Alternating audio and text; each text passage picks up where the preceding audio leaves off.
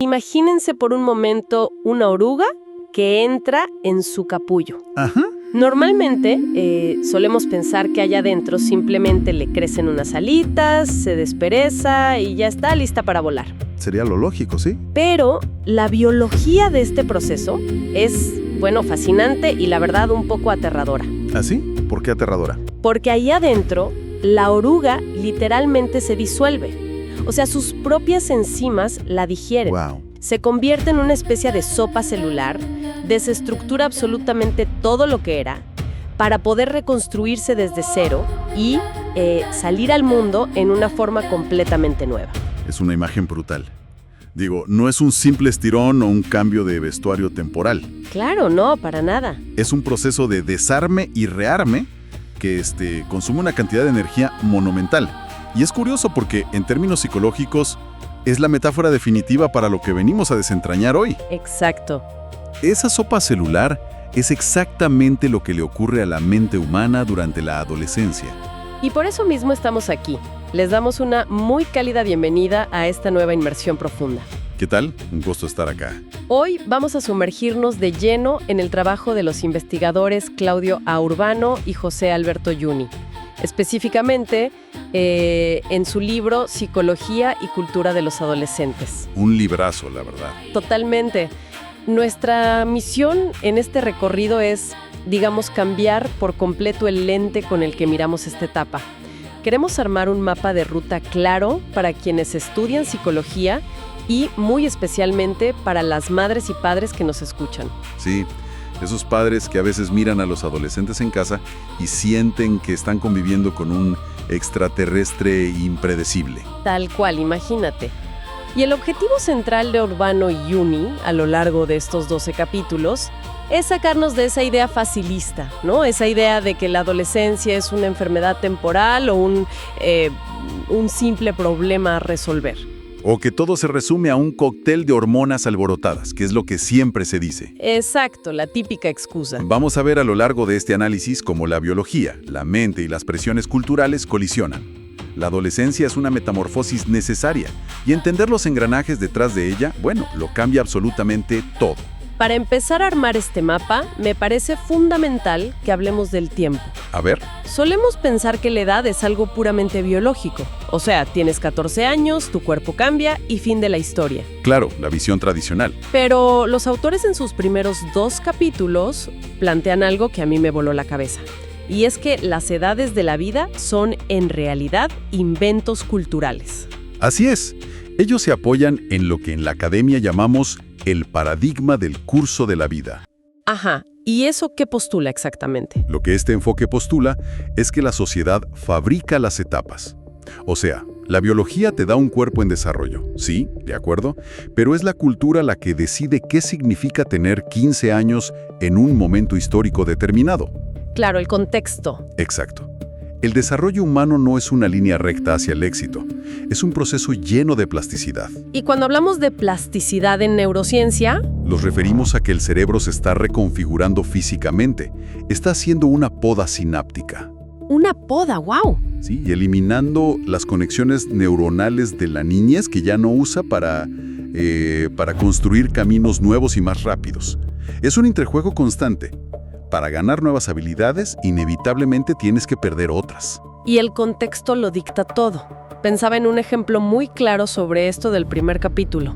A ver, cuéntame. Imagínate un chico de 16 años que vive en una zona rural y ya trabaja la tierra de sol a sol para ayudar a la economía familiar. Sí, muy común. Y ponlo frente a otro chico de la misma edad, pero en una gran ciudad, cuya única responsabilidad es sacar buenas notas en la escuela y pasear al perro. Totalmente distintos. Biológicamente están en el mismo punto exacto, pero la sociedad les exige cosas abismalmente distintas. Hasta la palabra misma que usamos esconde una trampa en el capítulo 3, ¿no? Totalmente. Etimológicamente, adolescencia viene del latín adolecer, que significa crecer hacia la madurez. Suena muy positivo. Sí, pero a nivel cultural la hemos asociado muchísimo con la palabra adolecer, con el sufrimiento, con lo que falta. Nuestra sociedad moderna ha creado una especie de moratoria social para esta etapa. A ver si entiendo bien esto de la moratoria, porque me pareció clave. Es como si la sociedad metiera a todas estas personas en una gigantesca sala de espera. Una sala de espera, exacto. Por un lado, les quitan los juguetes de la niñez y les dicen, bueno, ya estás grande para andar haciendo berrinches. Claro, se les exige madurez. Pero por otro lado, se acercan a la puerta del mundo adulto y la sociedad les dice, no, espérate. Todavía no puedes tomar decisiones reales, no te puedes mantener solo, los dejan ahí sentados, en el medio de la nada. Esa es la tensión central del capítulo 3. Tienen cuerpos que físicamente están listos para procrear y mentes que empiezan a procesar información compleja, pero están socialmente inhabilitados. Qué frustrante debe ser. Imagínate. Y en esa sala de espera, cada nueva libertad viene con una factura. Si un joven finalmente gana el permiso para salir solo de noche con sus amigos, gana autonomía, claro. ¿Qué es lo que todos quieren a esa edad? Sí, pero de forma simultánea e inconsciente. Hace un duelo porque acaba de perder la protección absoluta de sus padres. Ya no hay un adulto que resuelva los problemas por él en la calle. Y la forma en que nosotros, la sociedad, manejamos esta sala de espera suele ser, digamos, bastante torpe. Muy torpe. Cuando a alguien le dicen en una reunión familiar que está en la edad del pavo, lo que realmente están viendo es a un ser humano ensayando cómo dejar de ser niño sin tener ni la menor idea de cómo ser adulto. Exactamente. Pero claro, esta sala de espera social de la que hablan los primeros capítulos se construye sobre un verdadero terremoto físico que es la pubertad, en el capítulo 4. El cuerpo empieza a mutar a una velocidad tremenda. Y aquí tengo una duda genuina para ti. Si el estirón, el cambio de voz o el desarrollo sexual son procesos biológicos tan naturales y programados por la evolución humana, Sí. ¿por qué causan semejante crisis psicológica? Digo, ¿no debería ser simplemente como cambiar a una talla de ropa más grande y ya? Debería, claro, si la mente y el cuerpo viajaran a la misma velocidad. Pero no es así. La crisis ocurre por un desfase temporal que es brutal. ¿Un desfase? Sí, el cuerpo físico crece a un ritmo biológico acelerado. O sea, los huesos se alargan, aparecen los caracteres sexuales. Pero el aparato psíquico, la mente, tiene un tiempo de procesamiento muchísimo más lento. O sea que se quedan con la mente atrás. El cerebro del adolescente todavía tiene guardado el mapa corporal de un niño. Entonces de repente se miran al espejo y sienten que su nariz es gigantesca o que los brazos les cuelgan de forma extraña. Que las piezas no encajan. Exacto. Las piezas de su propio cuerpo no encajan. Se chocan con los marcos de las O puertas. sea, el mapa que tienen en la cabeza ya no coincide con el territorio físico que habitan. Exactamente. Qué buena forma de ponerlo. No es vanidad cuando un joven se angustia profundamente por un cambio en su rostro. Es una sensación real de desarmonía. Debe dar mucho miedo. Por eso Urbano y Juni insisten tanto en el capítulo 4 en que los adultos deben anticipar esta información. Tienen que explicarles que el crecimiento óseo es asimétrico y que eventualmente todo se va a equilibrar.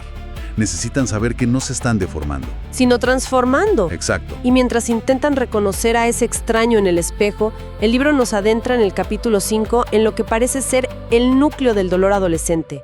Los 3 grandes duelos. Esto me pareció fascinante. Son procesos fuertísimos. Tienen que llorar y despedir 3 cosas fundamentales para poder avanzar, ¿no? Son duelos físicos inmensos, ¿sí? Primero, la pérdida de ese cuerpo infantil que mencionábamos. Que ya no vuelve. Segundo, la pérdida del rol de niño. Que seamos sinceros, era un rol muy cómodo, sin responsabilidades pesadas. Y tercero, y quizá el más doloroso de todos, la pérdida de los padres perfectos. Pero frena ahí, porque esto es vital para quienes nos escuchan y tienen hijos. Perder a los padres perfectos significa que el adolescente de repente se da cuenta de que sus cuidadores son, bueno, simples mortales. Sí, que se equivocan. Que tienen defectos, que no lo saben todo.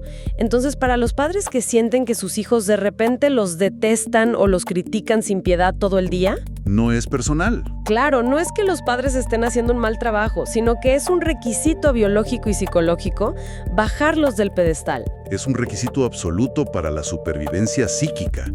Si no derriban a ese padre omnipotente en sus mentes, nunca podrán construir su propia autonomía en el mundo real. Qué alivio escuchar eso para muchas familias, la verdad. Y fíjate que para sobrevivir a todos estos duelos y al tremendo vacío que dejan, recurren a lo que los autores llaman identidades transitorias. Ah, claro. Esto es como probarse personalidades como quien se prueba chaquetas en una tienda, ¿verdad? Tal cual. Es la típica chica que un mes decide vestirse completamente de negro, escucha rock pesado, adopta una actitud nihilista con todos. Y 30 días después, tira todo eso a la basura, se compra ropa deportiva fluorescente y no para de escuchar música pop. Exactamente ese ejemplo. Y desde afuera parece inestabilidad patológica o pura hipocresía, pero en realidad es un laboratorio de ensayo y error, ¿no? Es un laboratorio, sí. Están buscando con qué traje pueden salir al mundo sin desarmarse. Y este laboratorio se vuelve aún más complejo en el capítulo 6, cuando entra en juego la sexualidad emergente. Que es un tema inmenso. Pasan del autoerotismo y la exploración solitaria a la inmensa necesidad de mirar hacia afuera, hacia los otros, a disociar por presión cultural el sexo del amor. Pero el libro señala que salir al mundo a explorar la sexualidad da muchísimo miedo. Por eso existen refugios. Un ejemplo muy claro que vemos en muchas de nuestras culturas latinoamericanas son las famosas previas. Claro, las reuniones antes de salir. Exacto, antes de salir a una fiesta o a un antro. No son solo para escuchar música o ahorrar dinero en bebidas. Psicológicamente funcionan como una trinchera. Una trinchera, me gusta esa palabra. Es un espacio seguro entre amigos donde se dan valor mutuamente, reafirman quiénes son como grupo y recién entonces, digamos, juntan el coraje para salir a explorar la atracción en el mundo exterior, que obviamente está lleno de posibles rechazos. Y ese refugio en el grupo de pares que mencionas no es casualidad, porque mientras el cuerpo cambia y hacen estos duelos, la mente acaba de adquirir un superpoder nuevo. Y aquí, en el capítulo 7, es donde la investigación se pone apasionante. A ver, cuéntanos de ese superpoder. Dejan atrás la niñez no solo físicamente, sino cognitivamente. Adquieren lo que el famosísimo psicólogo Jean Piaget definió como el pensamiento lógico formal. Claro, porque el niño piensa en concreto, ¿no? Lo que toca, lo que ve enfrente suyo. Exacto, el aquí y el ahora. Pero de repente, en la adolescencia, el cerebro hace un clic y adquieren la capacidad de pensar en abstracto. Pueden formular hipótesis, deducir, imaginar futuros posibles que no existen en la realidad material. Es un salto cuántico del cerebro. Es como, imagínate, pasar de jugar a las damas, moviendo fichitas una por una de forma plana, a jugar ajedrez en 3 dimensiones. Qué buena analogía. De repente ven todo el tablero, ven las implicaciones éticas del universo, ven las injusticias sociales, y me imagino que por eso se vuelven tan hipercríticos con los adultos en la mesa a la hora de la cena. Totalmente. Porque ven la brecha enorme entre lo que el mundo es y lo que hipotéticamente debería ser. Esa analogía del ajedrez en 3D es muy útil. El problema, según el capítulo 8, es que cuando estrenan este nuevo motor cognitivo tan potente, no saben cómo regularlo. Se les va de las manos. Toda esa inmensa capacidad reflexiva se vuelve hacia ellos mismos, generando un egocentrismo cognitivo muy particular. Urbano y Juni destacan 2 fenómenos derivados de esto. ¿Cuáles son? La audiencia imaginaria y la fábula personal. Uy, vamos a desmenuzar eso, porque explica tantos comportamientos que a veces nos parecen inexplicables. ¿Qué es exactamente la audiencia imaginaria? Es la creencia absoluta y francamente agotadora de que todo el mundo los está mirando, evaluando y juzgando constantemente. O sea, paranoia total. Como su cerebro acaba de descubrir que puede pensar sobre lo que otros piensan, asumen erróneamente que todos están tan obsesionados con ellos como ellos mismos lo están. Claro. Por eso, un simple grano en la frente se siente como una tragedia de proporciones épicas. Sienten que hay un reflector de teatro apuntándoles a la cara todo el día. ¿Qué nivel de estrés? ¿Qué agotador debe ser vivir así todos los días? Y la fábula personal me imagino que va muy de la mano con esto.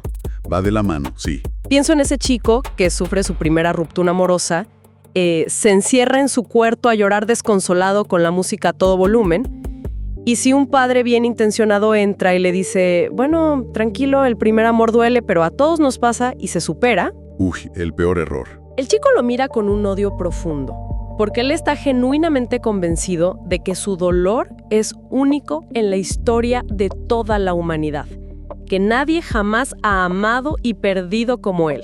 Exacto. Su experiencia es tan nueva y abrumadora a nivel neurológico que su cerebro la codifica como inédita para la especie humana. Es el protagonista de la película. Y como se sienten tan incomprendidos por la familia que ya no los protege de este torbellino, pues migran. En el capítulo 9 vemos que la familia pasa a un segundo plano y el grupo de amigos se convierte en absolutamente todo su mundo. Su laboratorio social. Su laboratorio y su red de seguridad. Y vaya que son leales a esa red, ¿eh? Lo vemos en la calle todo el tiempo cuando adoptan jergas que los adultos no podemos descifrar ni con diccionario. Sí, códigos secretos. O cuando se someten a normas estrictísimas de vestimenta o comportamiento dentro de su tribu urbana, ya sean los gamers, los skaters o cualquier otra subcultura. Sí. Prefieren pelearse a gritos con sus padres o con sus profesores antes que arriesgarse a sufrir el vacío social de sus pares.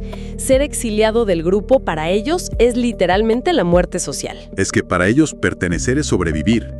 Pero inevitablemente, toda esta nueva independencia intelectual, esta intensidad emocional y esta lealtad tribal van a colisionar muy fuerte con las paredes del mundo adulto. Y aquí entramos en la fase más crítica del análisis de Urbano y Juni, que son los últimos capítulos. El choque de trenes entre la familia, la sociedad y lo que solemos llamar crudamente los excesos. El bloque final, ¿sí? Hablemos del capítulo 10, ese choque de trenes en casa.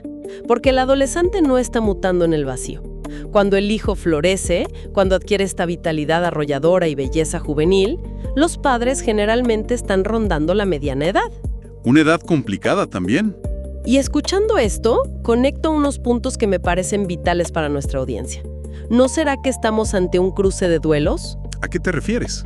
Es decir, el adolescente está haciendo el duelo por su niñez, como ya dijimos, pero el padre o la madre está haciendo al mismo tiempo el duelo por su propia juventud, que se desvanece frente a sus propios ojos al ver crecer a su hijo. Es una observación crucial. Y de hecho los autores le dedican mucha atención a esta crisis de los padres. Hay una envidia inconsciente, un dolor muy real por el declive biológico propio frente al apogeo del hijo. ¡Qué fuerte! Cuando un chico desafía una regla, no solo está probando los límites de la casa, inconscientemente le está diciendo a su padre, ya no eres el gigante invencible. Y si el adulto no tiene resuelta su propia etapa vital, va a reaccionar desde el ego herido. Lo que muchas veces se traduce en autoritarismo puro y duro.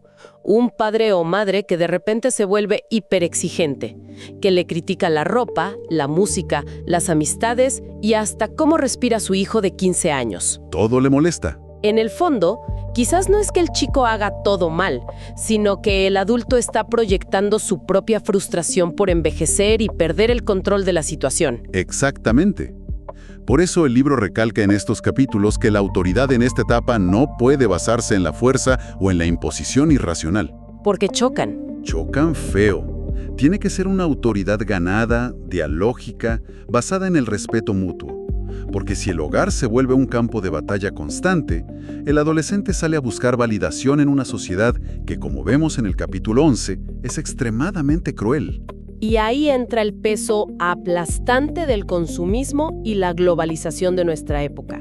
Vivimos en una cultura hiperconectada que les dicta a los jóvenes métricas imposibles sobre qué significa ser exitoso, ser bello o simplemente ser valioso. Todo a través de pantallas. Piensa en el joven que siente una desesperación auténtica, te juro casi un ataque de pánico, por no tener unas zapatillas de una marca carísima. Desde la lógica adulta, le decimos que es un capricho frívolo. Que se ponga otras y ya. Exacto. Pero para él, la televisión y las redes le han vendido la idea de que sin ese objeto específico es invisible, carece de existencia frente a sus pares. Y cuando esa presión externa inmensa de la sociedad de consumo se suma a la presión interna de la audiencia imaginaria que mencionamos antes, el sistema colapsa. Aquí es donde los autores analizan en el capítulo 12 las patologías de la época. Por ejemplo, los trastornos alimenticios, como la anorexia y la bulimia. Que son tan dolorosos. Sí, y que nacen de esta tiranía inalcanzable de la imagen corporal perfecta. Pero el análisis más profundo que hacen, a mi juicio, es sobre el consumo de alcohol y sustancias, así como los riesgos de las enfermedades de transmisión sexual. Esto del alcohol me pareció fundamental. No lo abordan desde el simple juicio moral del mal comportamiento o de que son rebeldes.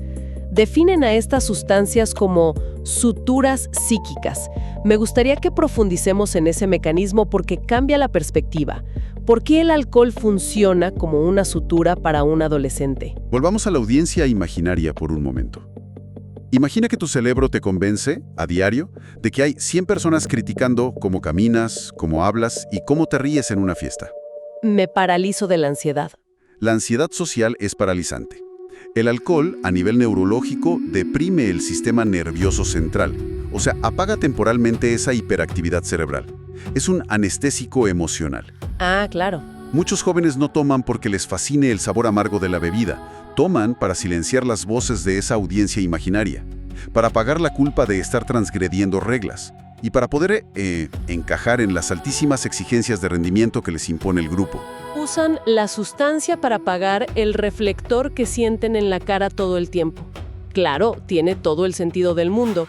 Y esto nos demuestra que detrás de lo que muy rápidamente juzgamos como rebeldía sin causa o mala conducta, casi siempre hay un intento desesperado por aliviar el dolor profundo de una transición complejísima. Y ese es el gran mensaje central del trabajo de Urbano Yuni. Si entendemos los engranajes biológicos y psíquicos, el desfase de la imagen corporal, los 3 duelos, el pensamiento formal que se vuelve egocéntrico, entonces dejamos de ver a un enemigo en casa. Dejamos de ver la malicia. Para quienes nos escuchan, ya sean futuros psicólogos, docentes en las aulas o padres de familia, entender este porqué permite pasar del castigo ciego al acompañamiento compasivo. Totalmente. Y en momentos de crisis graves, te lo digo, ese acompañamiento puede literalmente salvar una vida. Es una lección de empatía infinita la que nos deja este libro. Los adolescentes están haciendo un trabajo titánico, gastando una energía brutal, construyéndose a sí mismos desde cero, como esa arruga en la sopa celular. Exactamente. Y bueno, antes de despedirnos de esta inmersión profunda, quiero dejar flotando una idea que se construye sobre todo esto que hemos analizado hoy. Hemos hablado extensamente de la sala de espera o la moratoria social que la cultura impone antes de la adultez. Sí, es el limbo. Pero hoy en día, las exigencias económicas para comprar una simple casa o los años y años de educación requeridos para conseguir un trabajo medianamente estable hacen que esa sala de espera sea cada vez más larga. Más y más larga, sí. Vemos a personas viviendo en sus casas de la infancia sin independencia financiera casi hasta los 30 años. Entonces, la pregunta que me surge es, ¿tendrá la sociedad del futuro que inventar e investigar una etapa de la vida completamente nueva? ¡Wow! Un puente inexplorado que ya no sea adolescencia, porque biológicamente no lo son, pero que claramente tampoco es la adultez tradicional con todas sus llaves y libertades. Es un debate abierto e interesantísimo, y fíjate que quizás estamos presenciando, en tiempo real, el nacimiento de una nueva edad social humana, dictada netamente por las presiones de la economía moderna. Ahí se las dejamos picando a quienes nos escuchan, para que lo reflexionen esta semana. Agradecemos inmensamente a todas y todos por acompañarnos en este recorrido por los laberintos de la mente humana. Ha sido un verdadero placer. Y recuerden, la próxima vez que escuchen un portazo fuerte en el cuarto de un joven, no vean solo insolencia. Vean a esa pequeña oruga dentro del capullo, desarmándose valientemente para intentar construir sus propias alas. ¡Hasta la próxima!